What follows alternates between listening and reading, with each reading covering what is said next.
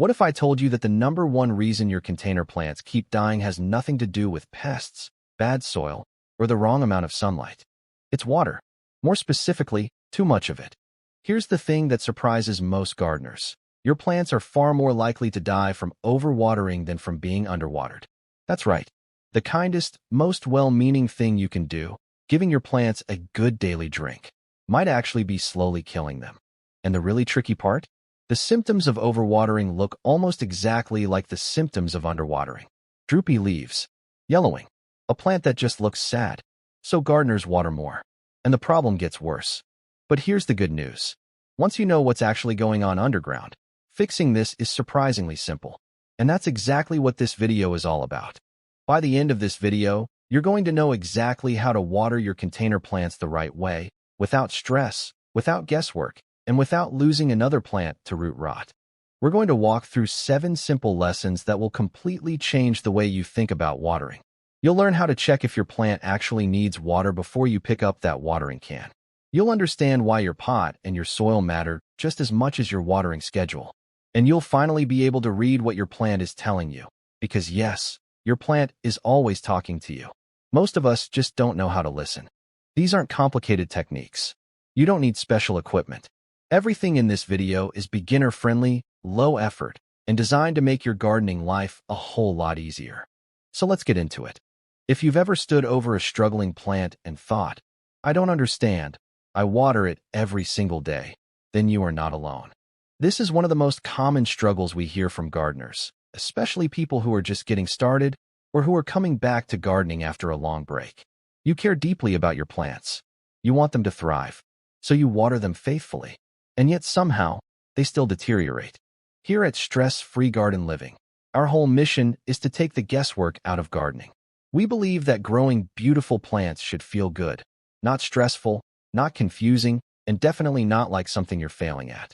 The tips we share are tested, simple, and designed specifically for people who want real results without overcomplicating things. Because gardening should be one of the most enjoyable parts of your day.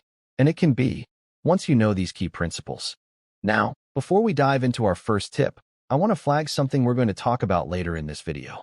It's one of the most overlooked watering mistakes, and it has nothing to do with how much water you use or how often you water. It's actually about when you look at your plant.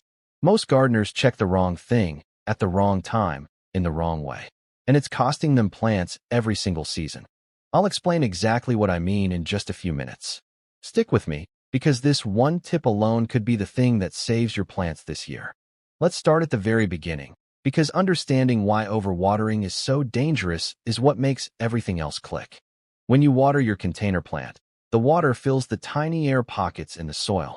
Those air pockets exist for a reason. They deliver oxygen to the roots. Roots need oxygen just as much as they need water. When the soil stays wet for too long, those air pockets stay full of water and the roots literally suffocate. From there, a condition called root rot sets in. The roots begin to decay. And once that starts, the plant can't absorb nutrients or water properly. Even if the soil is full of it, the plant starves. It wilts. It yellows. And by the time you notice something is wrong, the damage is often already done underground. The really frustrating part is that root rot is invisible until it's advanced. That's why it's called a silent killer. Your plant can look relatively okay on the surface for weeks while the roots are dying below. So the first step is simply knowing this. More water does not equal more love. A well-timed, well-placed drink is far more powerful than a daily pour. Here's the simplest thing you can do starting today to stop overwatering in its tracks. Before you water, every single time, do the finger test. Push your index finger about 1 to 2 inches into the soil, not just the surface. Go in past your first knuckle. If the soil feels moist or cool, put the watering can down.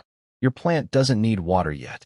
If the soil feels dry at that depth, it's time to water. That's it. That's the whole test.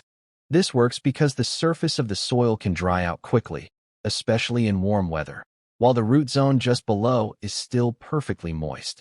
Watering based on the surface look is one of the most common mistakes beginners make. The finger test cuts through that guesswork completely. Make this a habit before every single watering session, and you'll immediately break the cycle of overwatering. It takes 5 seconds, costs nothing, and it's arguably the most effective tool in any container gardener's toolkit. Now I want to talk about something that has nothing to do with how you water, but everything to do with what happens to the water after you do. Drainage. Always, and I mean always, use pots with drainage holes. Here's why this matters so much.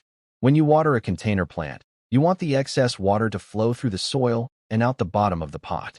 That flushing action does two important things. It prevents water from pooling at the root zone, and it allows fresh oxygen to enter the soil as the water exits.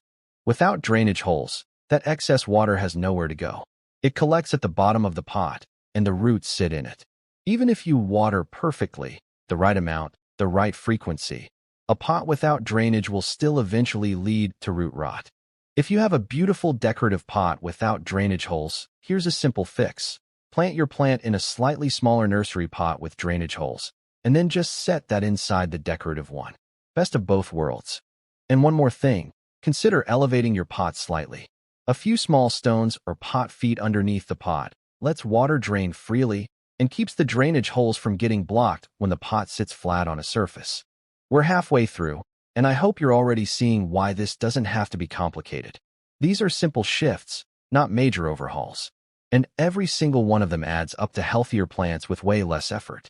Coming up, I'm going to share the one thing most gardeners are getting completely wrong about their watering schedule, and the surprising way seasons and plant type change everything. Plus, don't forget that tip I teased earlier. That's coming up too. Let's keep going. Let's talk about what's inside your pot, because a lot of gardeners are unknowingly setting themselves up for failure before they ever pick up a watering can.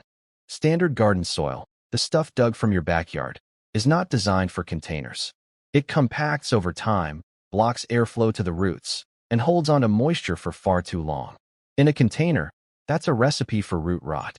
What you want instead is a quality potting mix specifically formulated for containers. When you're choosing one, look for ingredients like perlite, vermiculite, or bark.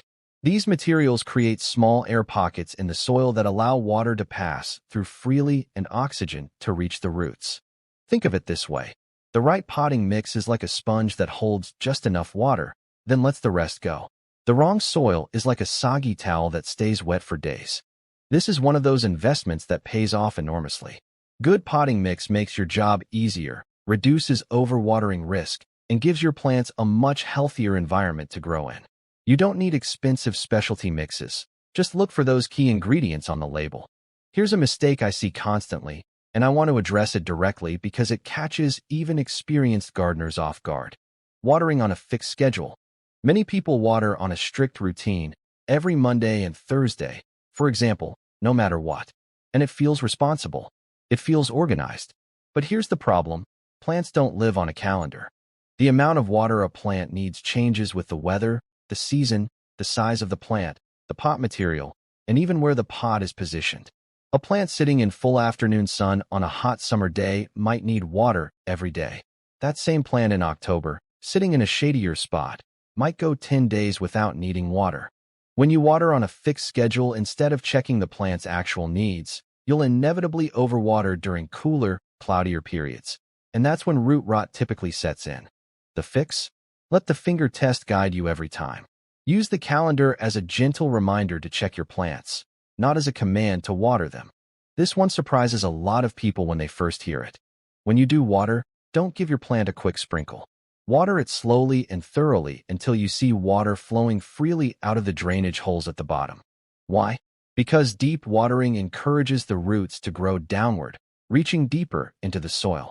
Those deep roots are stronger, more resilient, and better able to find moisture during dry spells. Frequent shallow watering does the opposite. It keeps the moisture near the surface, and the roots follow.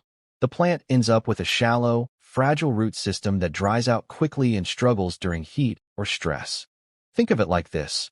A deep drink once every few days is far better for your plant than a small splash every morning. It's not about frequency. It's about depth and quality. So next time you water, slow down. Pour steadily. Wait until you see that flow out the bottom. Then stop and let the soil dry appropriately before the next round. Let's circle back to something I mentioned in the common mistake segment, seasonal adjustment, because this deserves its own focus. Your plant's water needs change dramatically across the year. In spring and summer, plants are in active growth mode. They're producing new leaves, flowers, and fruit. They're working hard, and they need more water to support that growth. In autumn, and especially winter, most plants slow down significantly. Their metabolism drops. They're not actively growing, and they need far less water. Continuing to water at your summer frequency through winter is one of the fastest ways to cause root rot.